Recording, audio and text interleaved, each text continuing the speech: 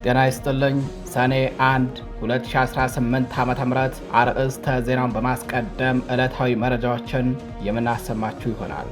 በጎንደር ጠቅላይ ግዛት ደቡባዊ ግንባር ዘበራ ተብሎ በሚጠራው አካባቢ ሲንቀሳቀስ በነበረው ያገዛዙ ኃይል ላይ በተወሰደ መብረቃዊና የተቀናጀ የደፈጣ ጥቃት በርካታ ወታደሮች ሲደመሰሱ የጠላት ዕቅድ መምከኑ ታወቀ። በጥቃቱ የጠላት ኃይል ክፉኛ ተሽመርምሮ ከፍተኛ ወታደራዊ ኪሳራና ውድቀት የደረሰበት ሲሆን ሞትና ቁስለኛውን እያዝረከረከ ወደ ጋሳኝ ከተማ አቅጣጫ መፈርጠጡ ታውቋል። የፋኖ የላቀ የጦር ብልሃት ጥበብና ምቅ አቅም በየግንባሩ በተግባር እየተመሰከረ በሚገኝበት በዚህ ወቅት የአገዛዙ ኃይል ከባባድ የሆኑ ሽንፈቶችን በመከናነብ የመጨረሻ ውድቀት ላይ መድረሱን እያረጋገጠ ይገኛል። መረጃውን በዝርዝር ታደምጡታላችሁ። በሌላኛው መረጃችን የምርጫ ኮረጆ ለመውሰድ ሲንቀሳቀስ በነበረው የአገዛዙ ኃይል ላይ በተሰነዘረ መብረቃዊ ምት በርካታ ወታደሮች ሙትና ቁስለኛ ሲደረጉ የምርጫ ኮረጆዎች መውደማቸው ታወቀ። በጥቃቱ የጠላት ሰራዊት ክፉኛ ተሽመርምሮ ተበታትኖ ከፍተኛ ሰብአዊና ቁሳዊ ኪሳራ የደረሰበት ሲሆን ቀሪው ኃይል ወደ አዋሽ መተሐራ በውርደት ተበታትኖ መሸሹ ታውቋል። ያሳምነው እዝ አርበኞች አክሪሚት ተብሎ ከሚጠራው ስፍራ ጀምሮ እስከ ተሬ አካባቢ በወሰዱት የተቀናጀ እርምጃ ነው የጠላት ኃይል ተሽመርምሮና በርካታ ወታደሮቹን ለአፈር ሲሳይ ዳርጎ እንዲሁም የምርጫ ኮረጆ ወድሞበት በውርደትና በውድቀት ማጥ ውስጥ የተዘፈቀው። መረጃውን ታደምጡት ታላችሁ። በሌላኛው መረጃችን በወሎ ቤት አማራና በጎንደር ጠቅላይ ግዛት ቀጠናዎች ከብልጽግና አገዛዝ የጸጥታ መዋቅር ጋር ትስስር በመፍጠር የህዝብ መሰረተ ልማት ሲዘርፉ የነበሩ ወንበዴዎችን እጅ ከፈንጅ በቁጥጥር ስር መዋሉን እንዲሁም አሽከርካሪዎቹንና ንጹሃን ተጓዦችን በማገት በመዝረፍ ተግባር ላይ ተሰማርቶ የነበሩ አጋቾች በፋኖ እርምጃ እንደተወሰደባቸው ታወቀ። በወሎ አምባሰል ወረዳ የሀገር አቋራጭ የኤሌክትሪክ መሰረተ ልማትን ቆራርጠው ሲዘርፉ የነበሩ ወንበዴዎች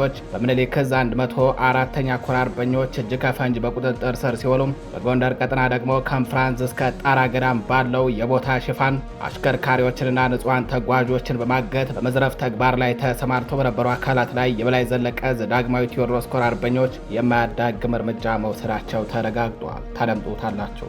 የተከበራችሁ አድማጭ ተመልካቾቻችን እንደምን ዋላችሁ፣ እንደምን አመሻችሁ። ከጣቢያችን እነዚህንና ሌሎች የዛሬ ሰኔ 1 2018 ዓ.ም ዕለታዊ የግንባር መረጃዎችን እንዲሁም ሌሎች የሀገር ውስጥና የውጭ መረጃዎችን አጠናቅረን ይዘን ቀርበናል። አብራችሁን ቆዩ።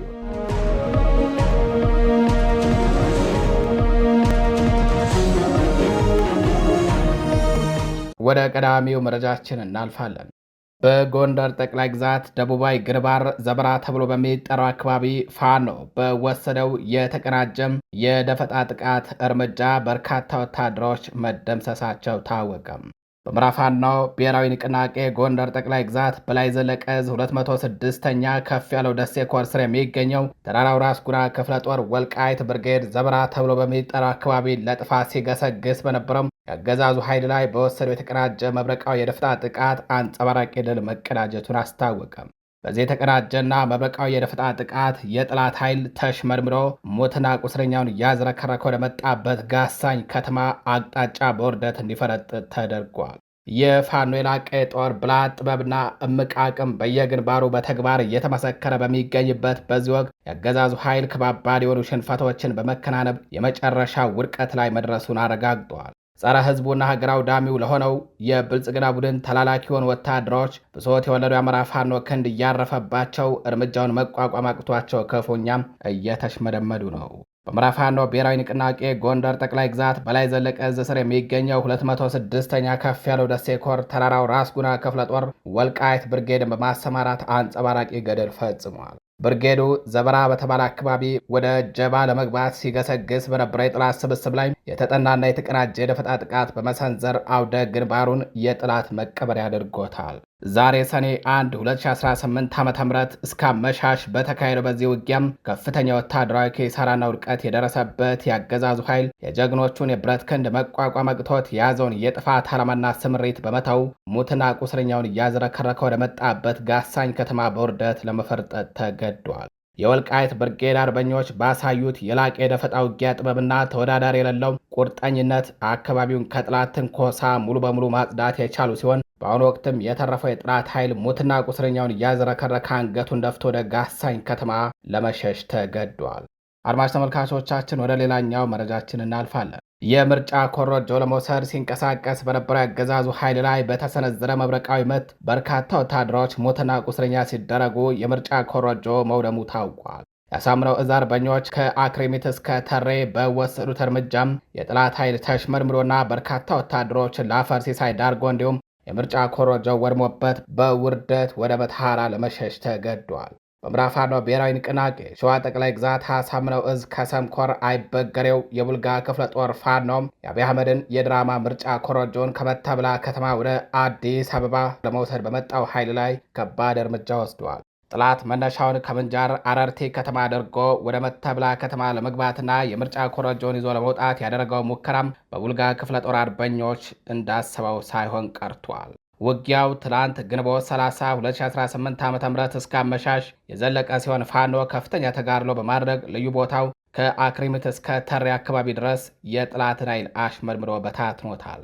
በዚያው ውጊያ በርካታ ቁጥር ያላቸው የአገዛዙ ወታደሮች ተገድለዋል። በርካቶች በጽኑ እንዲቆስሉ ተደርጓል።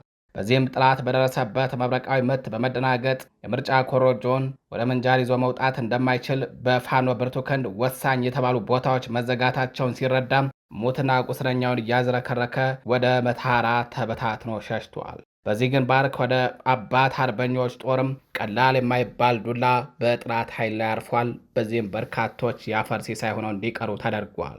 የምርጫ ኮረጆዎችም የእሳት ሲሳይ ሆነው ቀርተዋል። የተከበራችሁ አድማጭ ተመልካቾቻችን መረጃዎቻችን እንደቀጠሉ ናቸው። ወደ ሌላኛው መረጃችን እናልፋለን። ፋኖ ከብልጽግና ተልዕኮ ተቀብለው በህዝብ መሰረተ ልማት ላይ ስርቆት ሲፈጽሙ የነበሩ ወንበዴዎችን እጅ ከፈንጅ በቁጥጥር ስር መዋሉ ታወቀም። በወሎ ቤት አማራ ቀጠና በአምባሰል ወረዳ ጭሳ ባሊማ ተብሎ በሚጠራው አካባቢ በሀገር አቋራጭ ኤሌክትሪክ መሰረተ ልማት ላይ ስርቆት ሲፈጽሙ የነበሩ ወንበዴዎች በምኒልክ ዕዝ 104ኛ ኮር አርበኞች ቁጥጥር ስር መዋላቸውን የመረብ ሚዲያ የግንባር ዘጋቢው ለማረጋገጥ ችሏል።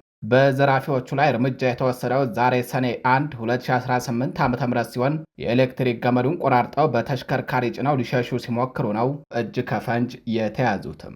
ዘራፊዎቹ እጅ ከፈንጅ ከዋሉ በኋላ በሰጡት ቃል መሰረት ተልዕኮውን የሰጣቸው ኮማንደር መሐመድ የተባለ የሐይቅ ከተማ ጸጥታ አመራር ሲሆን ከዘረፉት ግማሽ በግማሽ እንደሚያካፍሉትና እሱ ደግሞ የሕግ ከለላ ሲሰጣቸው እንደነበር ቃል በቃል ተናግረዋል። የሐይቅ ከተማ ጸጥታ አመራር በሆነው በኮማንደር መሐመድ የሕግ ሽፋን ሰጭነትና ስምሪት ሰጭነት አማካኝነት ካሁን ቀደም በአካባቢው ተደጋጋሚ የሆነም ዝርፊያ መፈጸማቸውን ዘራፊዎቹ ጨምረው ተናግረዋል። ዘራፊዎቹ ከዚህ ቀደም በስርቆት ላይ እንዳሉ በማህበረሰቡ ጥቆማ ተይዘው ለሕግ ቀርበው የነበረ ቢሆንም ነገር ግን በኮማንደር መሐመድ አማካኝነት ሳይውሉ ሳያድሩ በነፃ መለቀቃቸውንም ጨምረው ተናግረዋል። ብሶት የወለደው ጀግናው የአማራ ፋኖ ከሚያካሄደው ውጊያ ጎን ለጎን የህዝብ መገልገያ የሆኑ መሰረተ ልማቶችን ጨምሮ ሌሎች የህዝብ ተቋማትን ደህንነት በማረጋገጥ ህዝባዊነቱን እያሳየ በድል ታጅቦ ቀጥሏል።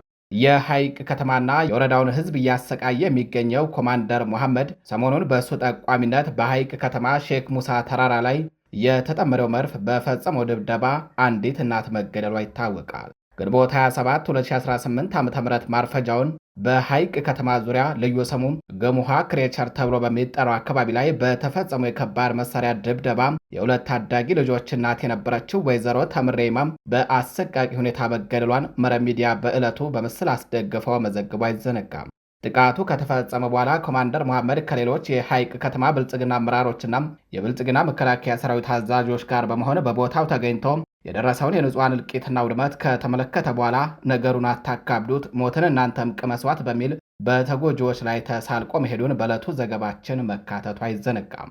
በተያያዘ ዜና የብልጽግናው አገዛዝ አሰማርቷቸው በነበሩ አጋቾችና ወንበዴዎች ላይ ጥብቅ እርምጃ ተወሰደ።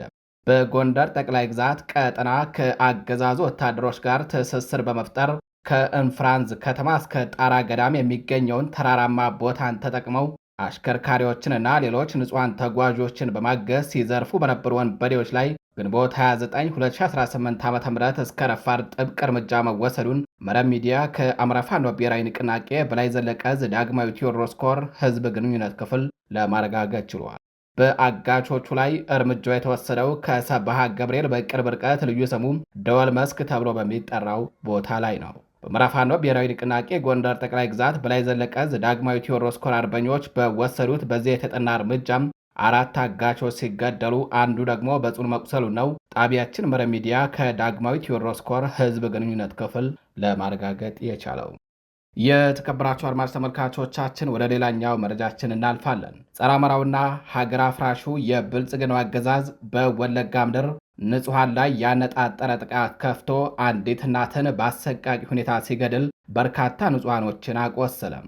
አገዛዙ በምስራቅ ወለጋ ዞን ጊዳያና ወረዳ አንድ ወደ ዲቾ ቀበሌ ልዩ ቦታው አሊ አካባቢ ንጹሐን ላይ ያነጣጠረ ጥቃት ከፍቶ የሰው ሕይወት በመቅጠፍና ሀብት ንብረት በማውደም ጸረ ሕዝብነቱንና አሸባሪነቱን በገሃድ እያሳየ ይገኛል። ጥቃቱ የተፈጸመው ትናንት ግንቦት 30 2018 ዓ.ም አመሻሹን ሲሆን በአካባቢው ምንም አይነት የታጠቀ ኃይል በሌለበት ንጹሐንን ብቻ ኢላማ ያደረገ የዲሽቃ ተኩስ በመክፈት ነው የአንዲት እናትን ሕይወት የቀጠፈው። በጥቃቱ ሌሎች በርካታ ንጹሐን ወገኖቻችን ለአካል ጉዳት ተዳርገዋል፣ ሀብት ንብረትም ወድሟል። አገዛዙ ንጹሐን ላይ ያነጣጠረ ጥቃት በመፈጸም ቀሪው ህዝብ ሀብት ንብረቱ ወድሞበት ተፈናቅሎ እንዲሸሽ በማድረግ በአማራ ህዝብ ላይ የሚፈጽመው የዘር ጭፍጨፋ ተባብሶ ቀጥሏል። ብሶት የወለደው የወለጋ ፋኖ ይህንን ጸረ አማራና ሀገር አውዳሚ አገዛዝ ለአንዴና ለመጨረሻ ጊዜ ደምስሶ ፍትህ ለማስፈን የሚያደርገውን ተጋድሎ አጠናክሮ እንደሚቀጥልም አስታውቋል። የተከበራችሁ አድማጭ ተመልካቾቻችን ወደ ሌላኛው መረጃችን እናልፋለን። የአማራ ፋኖ ብሔራዊ ንቅናቄ ምኒልክ ዕዝ ለወልዲያ ከተማ ነዋሪዎች ጥብቅ መልእክት ማስተላለፉ አይዘነጋም። መልእክቱ የተላለፈው ትላንት ግንቦት 30 2018 ዓ.ም ሲሆን መልእክቱን ዛሬም ደግመን ወደ እናንተ የምናደርስ ይሆናል። መልእክቱ የሚያተኩረው ነገ ሰኔ 2 2018 ዓ.ም ብልጽግና ባዘጋጀው የኮሪደር ልማት ድግስ ላይ ማንም እንዳይገኝና ቢገኝም እርምጃ ከተወሰደበት ኃላፊነቱን ራሱ እንደሚወስድ የሚያሳስብ ነው። መልእክቱን በድጋሚ ወደ እናንተ እናደርሰዋለን። በአማራ ሕዝብ ላይ ዘር ማጥፋት እየፈጸመ ያለው የብልጽግናው አገዛዝ ነውሩን ለመሸፈን በዋናነት የአዲስ አበባን ዲሞግራፊ ለመቀየር እየተጠቀመበት ያለውን የኮሪደር ልማት ሌሎች አካባቢዎች ላይም ለማስመሰል እየሰራ ያለ መሆኑ የሚታወቅ ሲሆን በዚህም ኮሪደር ልማት ለመመረቅ በሚል አብይ አህመድ ወይንም ምክትሉ ተመስገን ጥሩነህ ሰኔ 2 2018 ዓ.ም ወልዲያ ከተማ እንደሚመጡ ለማረጋገጥ ተችሏል። በዚህ ዕለት ማክሰኞ ሰኔ 2 2018 ዓ.ም ወልዲያ ከተማም ሊካሄድ ለታሰበው አማራ ላይ እየተፈጸመ ያለውን የዘር ማጥፋት ትኩረት መንፈጊያ የብልጽግና ዝግጅት ላይ የሃይማኖት አባቶች፣ የሀገር ሽማግሌዎች፣ ታዋቂ ግለሰቦችና እንዲሁም አንዳንድ ቲክታከሮች ልትገኙ ጥሪ እንደተደረገላችሁ መርሃ ግብሩን የሰሜን ወሎ ዞንና የወልዲያ ከተማ አስተዳደር የውስጥ አርበኞች አደርሰውኛል ብሏል እዙ በማስጠንቀቂያ ደብዳቤው። በመሆኑም የአማራ ሕዝብ ላይ ዘር ማጥፋት እየተፈጸመ ባለበት በዚህ ጊዜ እንዲሁም ሰሞኑን ኦሮሚያ፣ አርሲ ኦርቶዶክሳውያን በግፍ በታረዱበትና በተጨፈጨፉበት አሁንም ታቦት ተሸክመው ስደት ላይ ባሉበት ነባራዊ ሁኔታ የሰሜን ወሎ ዞን ሀገረ ስብከትና የወልዲያ ከተማ አስተዳደር ቤተ ክህነት የሃይማኖት አባቶች ምዕመናን ገዳይ አሰማርቶ እያስጨፈጨፈና እየጨፈጨፈ ያለው የአገዛዙ ድግስ ላይ ባለመገኘት አባታዊ ግዴታችሁን እንድትወጡ ስንል ጥብቅ መልእክት እናስተላልፋለን ብሏል እዙ በማስጠንቀቂያው። ከዚህ ውጭ ግን ዓለማዊ ሕይወት ላይ ያሉ አርቲስቶች ሳይቀሩ አርሲ ላይ በግፍ ለታረዱና ለተጨፈጨፉ ወገኖች ቅድሚያ በመስጠት የአዲስ አበባ የብልጽግና ሙዚቃ ድግስ ላይ ባልተገኙበት ሁኔታ መሃል ወልዲያ ከተማ በህዝባችሁ መካከል ሆናችሁ ይህንን የማታደርጉና ቀላል የሚባለውን መስዋዕትነት የማትከፍሉ ከሆነ የሃይማኖት ልጆቻችሁን በገፍ እያረዱና እየጨፈጨፉ ካሉት የብልጽግና ሹማምንቶች ለይተን እንደማናያችሁ እናሳውቃችኋለን። በመጨረሻም ላይ በዝርዝር ለተገለጻችሁ አካላቶች እንዲሁም ለወልዲያ ከተማና አካባቢው ማህበረሰብ በዕለተ ማክሰኞ በገበያ ቀናችሁ የሚወጣውንም ህዝብ ለድግሳችሁ ለመጠቀም ሲባል ገዳያችን ብልጽግና ባዘጋጀው የሀገሩ ሰላም ነው ልማት ነው የሚል ህዝብ ማታለያም ማጭበርበሪያ ዝግጅት ላይ እንዳትገኙ ስንል መልእክታችንን እያስተላለፍን ይህንን ተላልፎ በተገኘ ማንኛውም አካል ላይ ግን ገዳይና አስገዳይ ከሆነው አገዛዝ ለይተን እንደማናየውና በተናጠልም ይሁን በቡድን ለምንወስደው እርምጃ ኃላፊነት የማንወስድ መሆኑን ከወዲሁ ጥብቅ መልእክታችንን እናስተላልፋለን ይላል ምኒልክ ዕዝ ባወጣው ማስጠንቀቂያ። አድማጭ ተመልካቾቻችን መረጃዎቻችን ቀጥለዋል። ወደ ሌላኛው መረጃችን እናልፋለን። በነ ክርስቲያን ታደለ መዝገብ ፍርድ ቤቱ ፍትህ ሊሰጠን አልቻለም ሲሉ ተከሳሾች አቤቱታ ማሰማታቸው ተነገረም።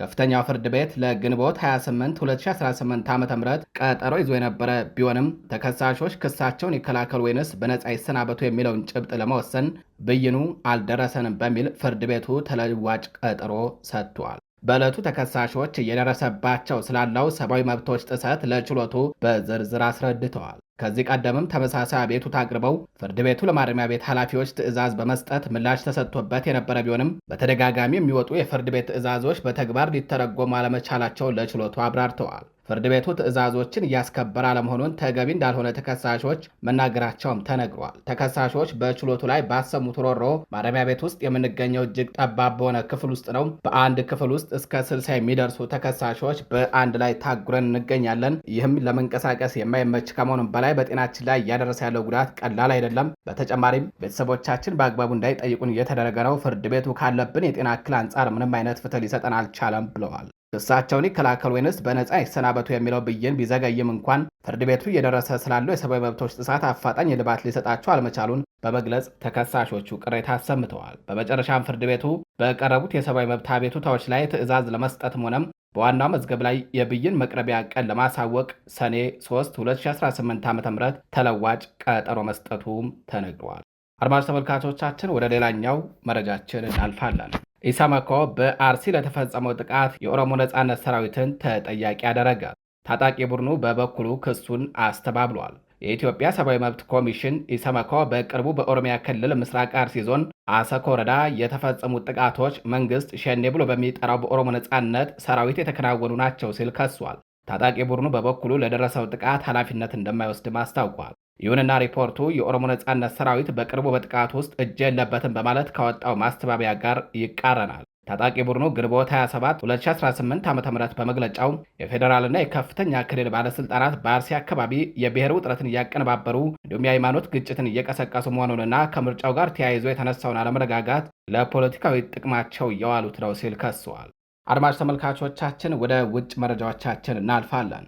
ኢራን የሆርሙዝ መተላለፊያንና የባብኤል መንደብ ወሽመጥን እንደዘጋች ተናገረችም። በተጨማሪም የመንግስቱ የሚቀጥለው እርምጃም የአሜሪካ አጋር በሆኑ የባሕረ ሰላጤው ግዛቶች ውስጥ የሚገኙ የነዳጅና የኃይል መሠረተ ልማቶችን ኢላማ የሚያደርግ መሆኑን የሚገልጹ ዘገባዎች እየወጡ ነው።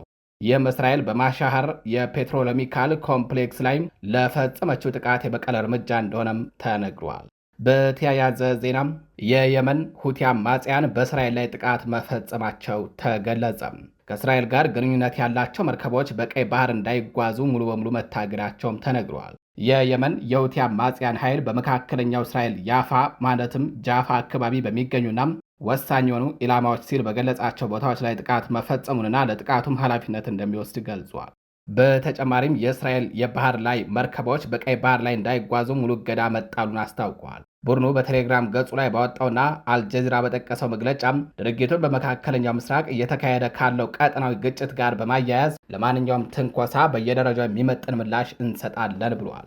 መግለጫው አክሎም በህዝባችንና በፍልስጤም፣ በጋዛ፣ በኢራን፣ በሊባኖስ እንዲሁም በኢራቅ ባሉት የነጻነት ታጋዮች ላይ የተጣለውን ኢፍትሐዊ ከበባ እያየን እጃችንን አጣጥፈን አንቀመጥም ብሏል። በጥቅምት ወር 2016 ዓ.ም እስራኤል በጋዛ ያወጀችውን ጦርነት ተከትሎ ወደ ግጭቱ የገባውና ከኢራን ጋር ወገንተኝነት ያለው የሁቲ አማጽያን ቡድን ከዚያ ጊዜ ጀምሮ ወደ እስራኤል ተደጋጋሚ የሚሳኤልና የድሮን ጥቃቶችን የሰነዘረ ሲሆን በቀይ ባህር ላይ ከእስራኤል ጋር ግንኙነት አላቸው ወይም ይኖራቸዋል ተብሎ የሚታሰቡ የንግድ መርከቦችን ኢላማ ሲያደርግ ቆይተዋል። ቡድኑ እነዚህን ጥቃቶች እስራኤል በጋዛ እያካሄደች ባለው አስከፊ ጦርነት ሳቢያ ከፍልስጤማውያን ጋር ያለውን አብሮነት ለመግለጽ የተደረገ ተግባር እንደሆነ አድርጎ በተደጋጋሚ ይገልጻል። እስካሁንም ኢላማ ከተደረጉት ውስጥ የደቡብ እስራኤሏ ኤይላት ከተማና ለዓለም አቀፍ ንግድ ወሳኝ የሆኑ የባህር ላይ ንግድ መስመሮች ይገኙበታል። አድማጭ ተመልካቾቻችን ወደ ሌላኛው መረጃችን እናልፋለን። የናይጄሪያ ጦር በቦኮ ሐራም የታገቱ 360 ሰዎችን ነፃ መውጣቱን አስታወቅም። ነፃ የማውጣት ዘመቻው የተካሄደው የታጣቂ ቡድን ጠንካራ ምሽግ እንደሆነ በሚታወቀው በማንዳራ ተራራማ አካባቢ መሆኑ ተነግሯል። የጦሩ ቃል አቀባይ ሃሩን አሳኒ እንደገለጹት በወቅቱ በነበረው ከባድ ተራራማ መልክዓ ምድርና በረዥም ጊዜ እገታ ምክንያት 2 ጨቅላ ሕፃናት በከፍተኛ ድካም ተዝለፍልፈው ተገኝተዋል ብለዋል።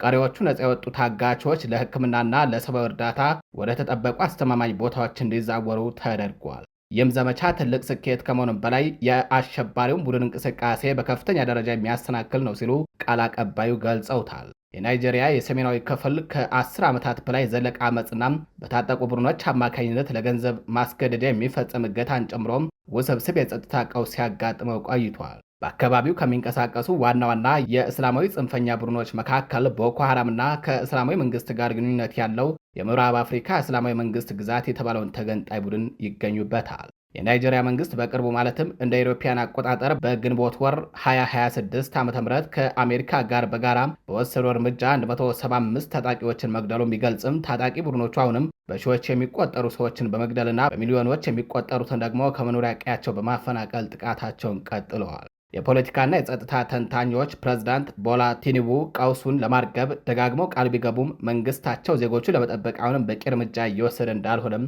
ይተቻሉ። የተከበራችሁ አድማጭ ተመልካቾቻችን ለዛሬ ሰኔ 1 2018 ዓ.ም ይዘራቸው የነበሩት ዕለታዊ መረጃዎቻችን እነዚህን ይመስላሉ። በሌሎች አዳዲስ መረጃዎች እስከምንገናኝ ከቀሪ ጣቢያችን ዝግጅቶች ጋር ቸር ቆዩ።